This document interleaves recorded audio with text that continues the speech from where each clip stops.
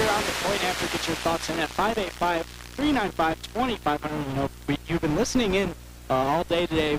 Talked about a little bit of the Rochester Red Wings, giving our take on it. But you know what? I think at this point, our opinion doesn't really matter. The beat writer for the Rochester Red Wings, Jim Mandelaro, writes for the Rochester Democrat and Chronicle. Jim, how you doing? Hey, how you doing, Mike? Good. I'm doing pretty well. And, you know, Rochester 15 and 22 on the team. Rate their performance so far. Well, I think the Red Wings lineup right now is as good as any in the league. I mean, they've really raked some hits, even though they didn't have a great offensive performance tonight. I mean, they had 22 runs Friday and Saturday combined, but only split those games.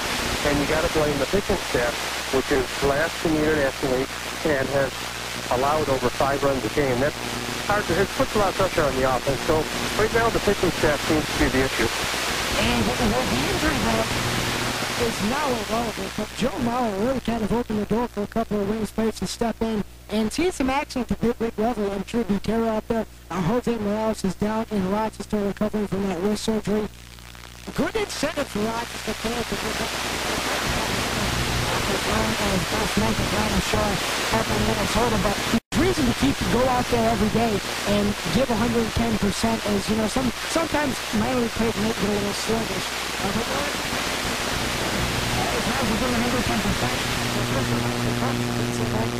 I do, and I think that if you're at AAA in the Minnesota Twin system, you know that if you get called up, you're going to play. A lot of times under the Orioles, the Red Wings players will get called up and they sit on the bench for 10 days, 2 weeks, come back to Rochester and be rusty. Well, when the Twins call you up, you play.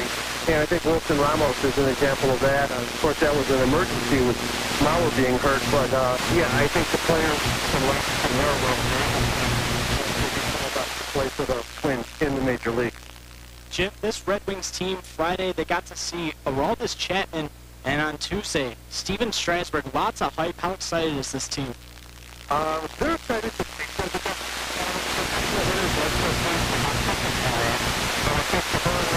baseball talent is excited about it.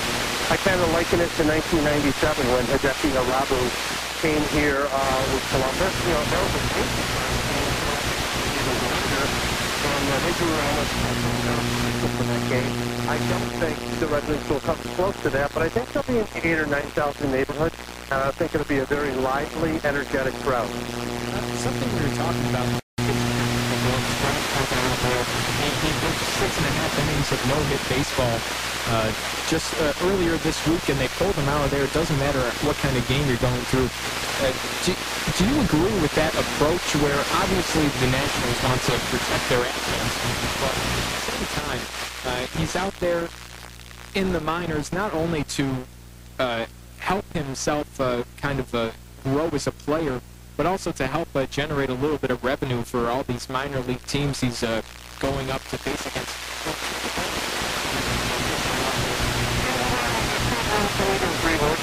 The Nationals know him. They know where his arm strength is.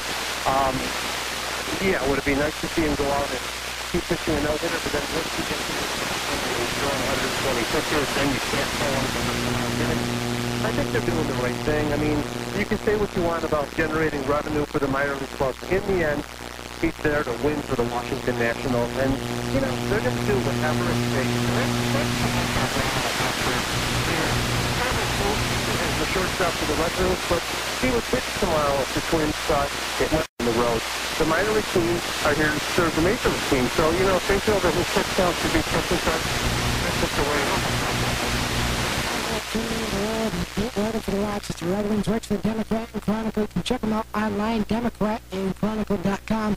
And Jim, you had a chance to see firsthand, as did we, Aroldis, Chapman on Friday evening, and it is a Rochester Democrat up the field, Aroldis on the fourth inning, a couple of times. Obviously, just a blemish on normalize what many think will be a very, very solid career in the minors, and one day professional success, but certainly the only opportunity to see him. What do you think? I was impressed, you know. I mean, you can't always judge by, you know, hits can be anything. Jack Jones,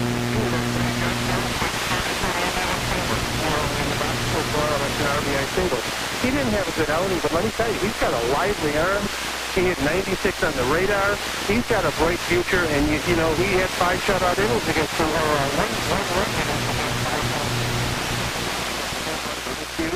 down in Louisville. So you can't judge it by the numbers. I was very impressed by him and his velocity and the movement on his fastball. And Jim, you're obviously the beat writer of the Rochester Red Wings. But you're also in 1996, when Silver Stadium was closing, Scott Petoniak and I wrote a book called Silver Season, the story of the Rochester Red Wings, and we recently have released Silver Seasons and a new frontier. Both the rest of the team store, local bookstores, especially Barnes & Noble, and on Amazon.com, and we've updated it with 3 chapters encompassing the first 13 seasons.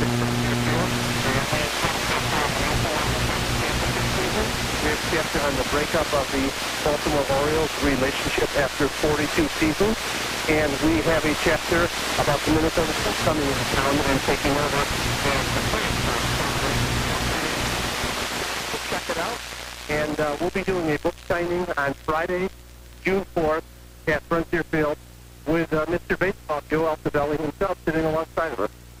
Jim Mandelaro, for the Rochester Red Wings.